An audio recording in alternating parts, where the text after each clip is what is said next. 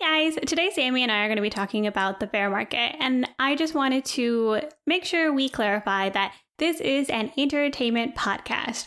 We may talk about financial things, but it is for entertainment purposes only. This is not financial advice. It does not constitute as financial advice, and you should always talk to lawyers, financial advisors, other people for advice before making any kind of decision. Thanks so much and enjoy this episode. Your hosts are here, Sammie and Michelle. By the end of this podcast, you'll know them well. Adulting, navigating the journey of life. Careers to relationships, pain and strife. Put down the rule book, rethink the status quo. If there's another direction you wanna go, find purpose, passion and mastery in all that you do with status post-adulting. Hey, Status Post-Adulting fam! This is Sammie And Michelle. and you're listening to the 74th episode of Status Post-Adulting, where we are talking about the bear market. But first, let me check in with my co-host, Michelle. How are you doing, Michelle? I'm good, Sammie. Unfortunately, I did have a bout of credit card fraud recently. Tell me more. Well, I noticed that I was being charged for a Amazon Prime subscription, which doesn't come to my credit card, so I knew that was suspicious. And it had happened for 2 months, and after checking with everybody in the family, just in case my credit card got used for something else, I had to conclude that somebody had stolen my identity and tried to get an Amazon Prime subscription off of it. That's interesting, Michelle. As you all may recall, I also had a credit card fraud scare earlier this year, which actually turned out to be me forgetting that I lent some money to my mother. And I'm not going to lie, I do feel like maybe your situation is something else that we just haven't figured out yet. But for now, it is fraud and we must treat it that way. Yeah, I would like to specify too that Sammie did this so that she could get points. I would be remiss to mention that my mother did not need money from you. Oh, yeah, sorry. No, she was like, you can charge it on your card so you can get points. Which is great when you have major payments. That being said, I agree with you. It's so weird that somebody would only steal like $16 a month from me. I reached out to Amazon and I was like, hey, like I noticed I'm getting these credit card charges. And they're like, oh yeah, this is from Amazon, but it's not from your account. But we can't tell you whose account it is for privacy reasons. I don't know why you have to maintain their privacy when they're using your card. Amen. I'm like, excuse me. They okay. lost their right to privacy when they needed your money to pay for the card, to pay for the account. My card, my info, okay? Mm-hmm. Or I was like, can you just like tell me if it's under my mom's name, which I gave them, or if I should call my credit card company, because I'm trying to figure out if this is fraud. And the person was just like, you should call your credit card company. And I was like, damn. Got it. But you know what? In April, right before it seems like the first charge happened, I went to this sketchy gas station in Santa Fe. It had nothing to do with the gas station either. It was just that I went to the credit card machine. And because my mom always sends me those videos of people like doing all this crazy crap at the credit card machine, I'm always really like, I pull on the little things and whatever. And I can't remember what it was, but something to me was like really weird. I think it like wasn't like accepting my card at first, or like it didn't take a chip. And I literally got back in the car with my girlfriends and I was like, if my credit card gets hacked, it happened here. And guess what? A month later, next thing you know, I'm getting these fraudulent charges. So moral of the story, if it seems shady, it probably is. And also check your credit card statements. It was funny though, because the woman, you know, when you call Chase, they're very empathetic, I feel like, always. And she's like, oh my gosh, this is so terrible. She's like, what about all these other Amazon charges? And I was like, no. Those are mine. If things are getting delivered to the middle of nowhere, California, that's actually where I live. So please let that continue. Otherwise, I will have nothing. No, let those come through. But yeah, so I had to get a new card and everything. And, you know, that sucks. But at least I caught it before anything crazy happened. So reminder, always check your credit card statement. She was very proud of me, this woman at Chase, for catching it. And I am proud of you as well. Thank you, Sammie. How was your week? Oh, it was good. Earlier this week, I had texted Michelle, and I was like, people at my work are talking about the bear. Oh, yeah, and I was super excited, Sammie, because I had said that we should talk about the bear market this weekend.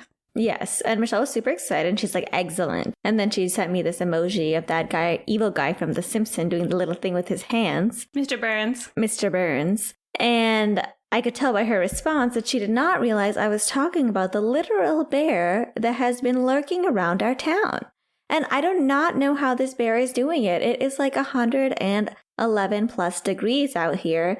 And bears are quite furry. And this bear, I saw a video, he is furry. But apparently he is getting spotted left and right. I'm not going to lie to you, Sammie. I still don't believe it. There is no way there's a bear in town. There's a bear. One that we haven't seen. Like, how would we have not seen it? Well, this town is like 5 seconds long. Maybe he's very sneaky. Something tells me this is going to be a very punny episode. So I hope you enjoy bear puns. But that is a true story. And convenient timing, really, because we are talking about the bear market today. BEAR, bear market. Yes, Michelle. The reason we're talking about this is because we are currently in a bear market. That's right. If you're listening to this in June 2022, it's official, y'all. It's bear season. Not an actual bear season. Probably not. Maybe. Actually, we really don't know anything about that. If people can legally hunt don't bears, even start. It probably is bear season because bears hibernate in the winter. I don't think people go killing hibernating bears. Exactly. That's why now is bear season. It's summer. Okay, I see what you're saying. Mm-hmm. Okay. Well, whether it's bear season or not animal-wise, we are currently in a bear market. And we want to talk about that because there's a lot of things that in a bear market you should kind of be keeping your peepers popped for. And bear markets are often a time of panic, and we wanted to make sure that you, our listener, do not panic. Exactly, Sammie. It's a very scary time right now. Mm-hmm. Or is it? So we figured we'd do a quick episode on bear markets because maybe you're wondering, what is it? Should I even care? Does it even relate to me literally at all? And so a bear market, all it means when the market is a bear market, it means that the market has gone down by 20% from a recent high.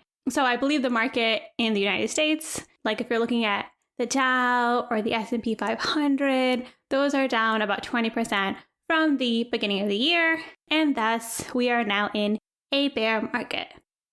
And Michelle, macroeconomically, interesting things are going on.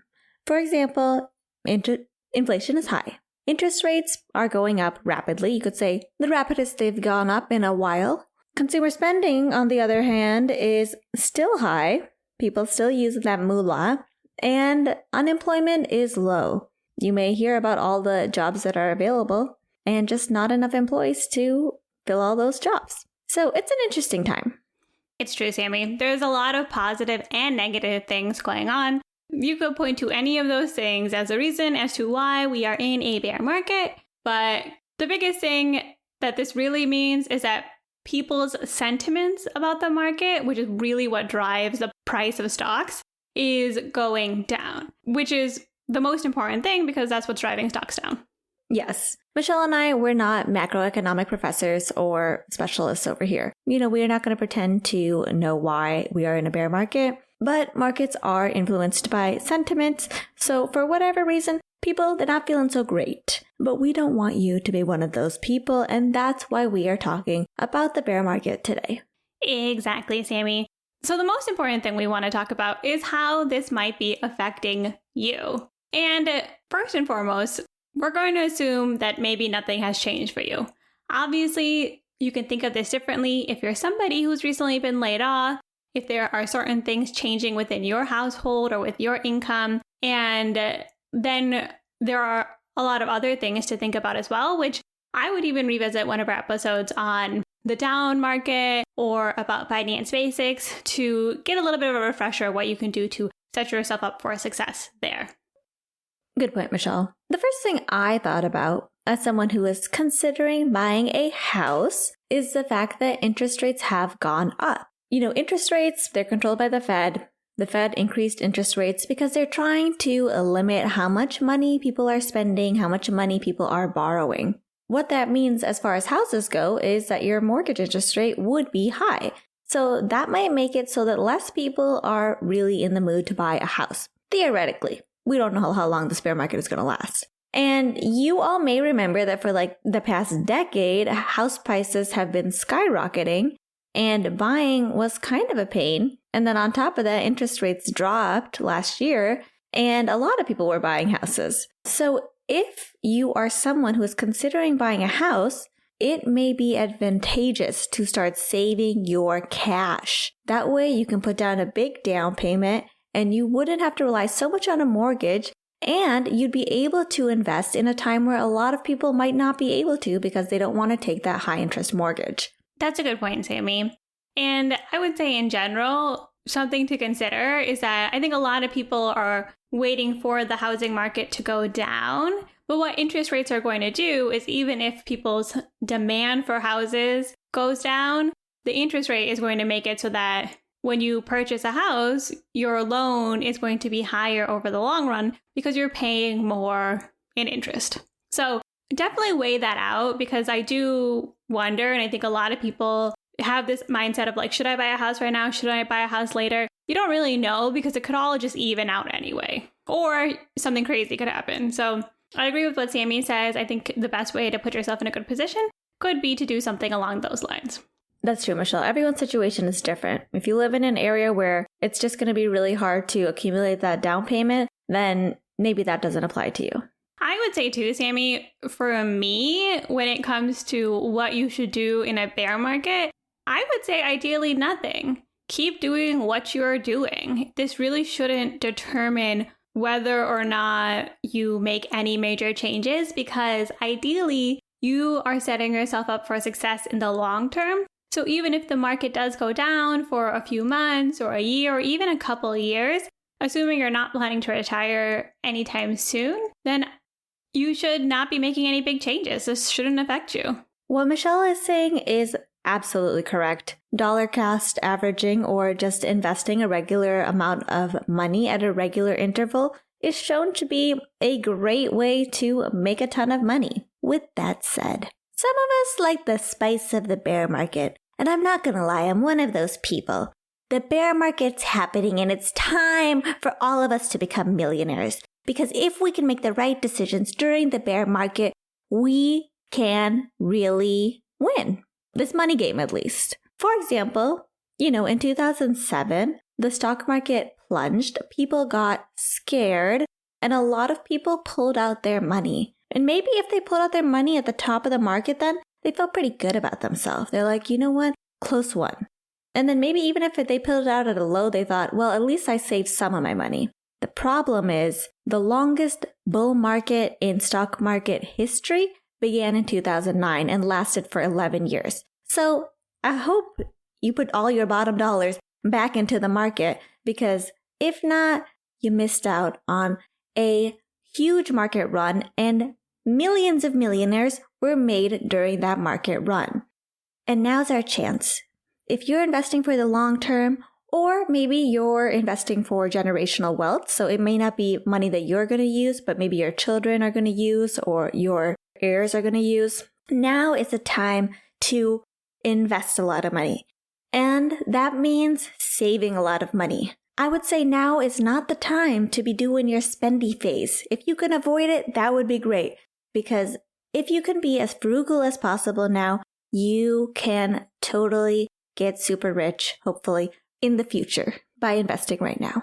What Sammie is saying is buy the dip. And I would love to asterisk that, because you may be tempted to put more money in the market right now, aka index funds, not random stocks. Oh yeah, important factor. But also be wary that we don't know if we're at the bottom of the market. And it's very likely that we're not. It could be that this bear market could last for years. It could last for an extended amount of time. We don't know. Past performance of the market in the United States history, which is not particularly long, does not indicate anything about the future. And so if you are going to put more money into something like an index fund or into the market or really invest it in general, know that right now we don't know if this is the bottom. You might lose more money before you gain more. And I think that if you have extra cash that you want to put into the market, it should be money that you do not need in the long term. I'm talking years. Don't think, I got an extra $1 today, let me just throw it in the market because of whatever. Like, no, you should be really strategic.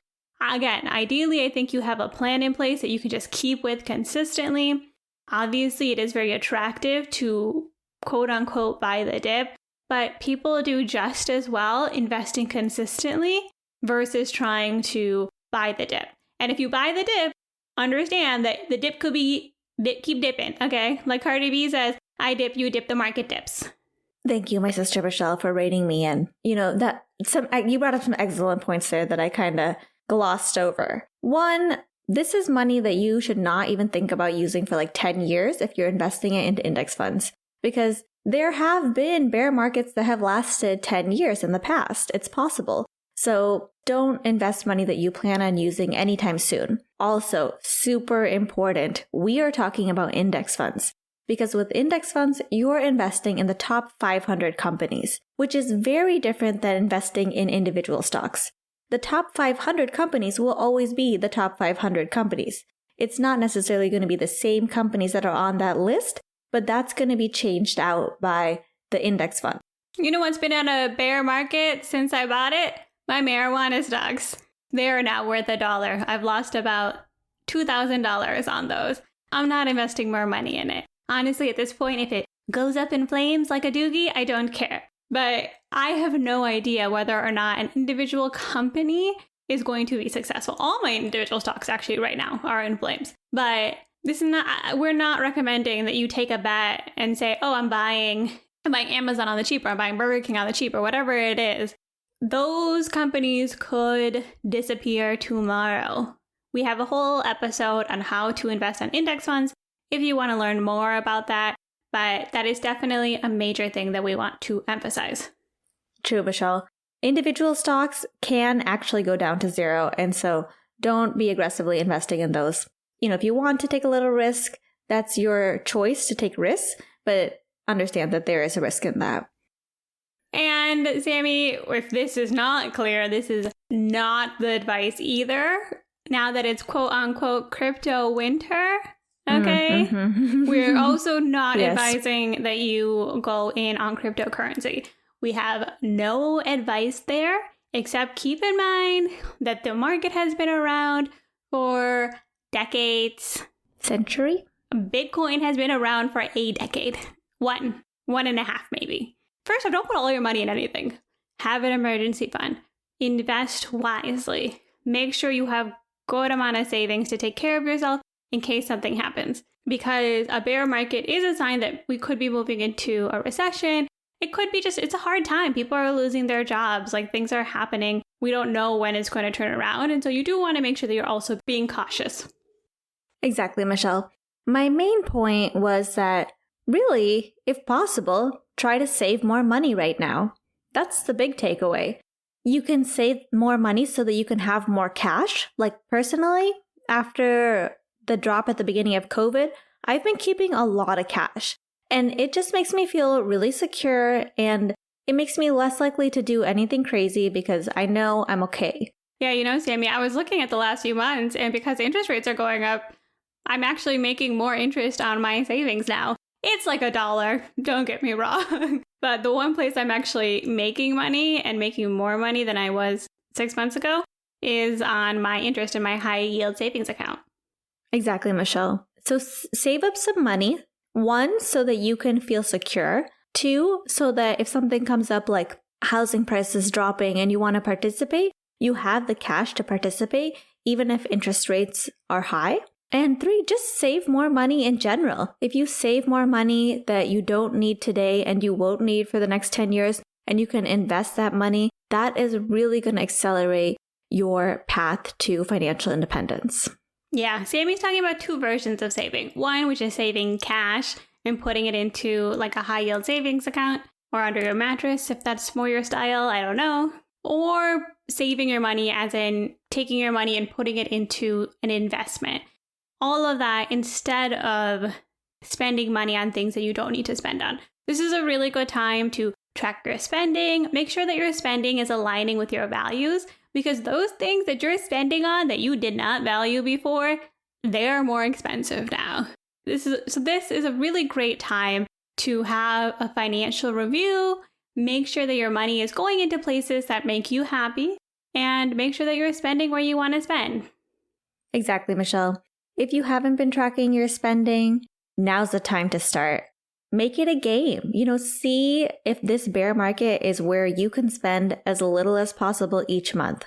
Trust me, it's more fun than it sounds. Yeah, you might find that $38 has been taken out of your account by a random person. I think the biggest thing that I think, Sammie, when I think about the bear market is it's a bad time to take your money out of the market. Mm-hmm. So if you are able to avoid doing that, definitely try to, because obviously the market is down right now.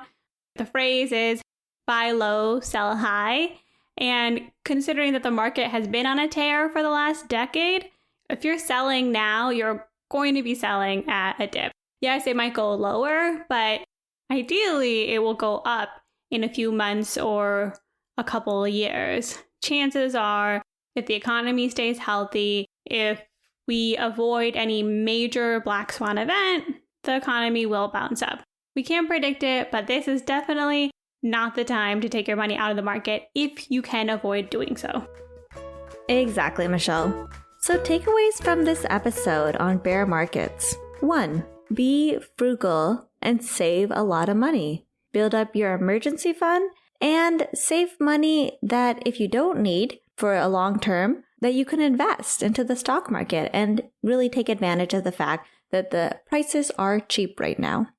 Exactly, Sammie. And 2, ideally, you can do nothing. If your life hasn't had a major shift, including losing your job, having a baby, some sort of big money impact, then ideally you can avoid making any kind of change. You're investing for the future. You shouldn't have to make any major moves in terms of particularly taking money out of the market.